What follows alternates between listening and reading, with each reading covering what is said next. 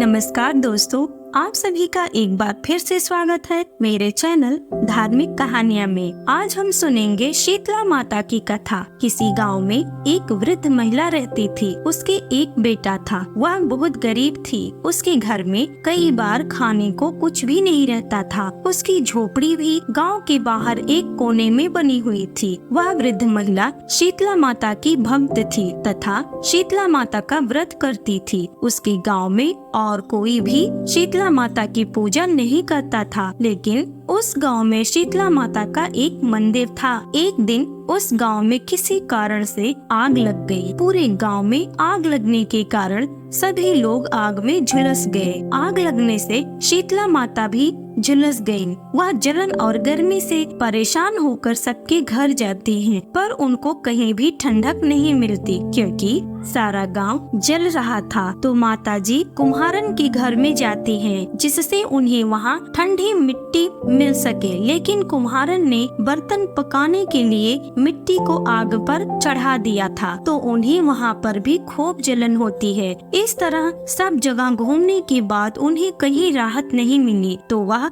गांव से दूर वृद्ध महिला के यहाँ पहुँचती हैं। वहाँ पर मिट्टी में लौटकर अपने शरीर की जलन को शांत करती हैं। उसके बाद थोड़ी देर आराम करने के बाद जब जलन कम हो जाती है तो वह उस महिला से खाने के लिए खाना मांगती हैं। तब वह वृद्ध महिला कहती है कि मैं बहुत गरीब हूँ, मैं कुछ भी ताजा खाने को नहीं बनाई हूँ। इस पर शीतला माता बोलती है कि कुछ भी ठंडा बासी खाना हो तो मुझे दे दो। तब वह वृद्ध महिला को लगता है कि माताजी उसकी हंसी उड़ा रही हैं। तो महिला बोलती है कि माताजी, मुझ गरीब के पास कुछ भी नहीं है, कल की बासी जवार की रोटी रखी हुई है। इस पर माता बोली कि जो भी हो वही दे दो। खाना खाने के बाद माता ने दही मांगा तो वह महिला बोली, मेरे पास छाछ है, आप कहो तो मैं ले आऊं। छाछ को पीकर शीतला माता को आराम मिला। शीतला माता ने जाते हुए उस गरीब वृद्ध महिला को आशीर्वाद दिया कि जिस तरह से तुमने मुझे शांति और आराम दिया है, वैसे ही तुम्हें भी शांति प्राप्त हो। ऐसा कहकर उन्होंने एक लात मारकर उस झोपड़ी को आलीशान महल में बदल दिया। किसी गांव वाले ने राजा से शिकायत कर दी कि पूरा गांव जल गया, लेकिन महिला की झोपड़ी सुंदर महल में बदल गई। उसको लगा कि जरूर महिला ने कोई जादू टोना करके ऐसा किया है। ये बात सुनकर राजा ने महिला को अपने दरबार में बुलाया और पूछा कि जब सारा गांव जल गया तो तुम्हारी झोपड़ी कैसे बच गई और महल कैसे बन गई, बता तूने क्या किया। तो वह वृद्ध महिला हाथ जोड़कर बोलती है कि महाराज, मैंने तो कुछ नहीं किया। कल जब सारे गांव में आग लग गई तो शीतला माता भी जल गई थी और मेरी झोपड़ी गांव के बाहर होने के कारण जल नहीं पाई। तो ठंडा स्थान ढूंढते ढूंढते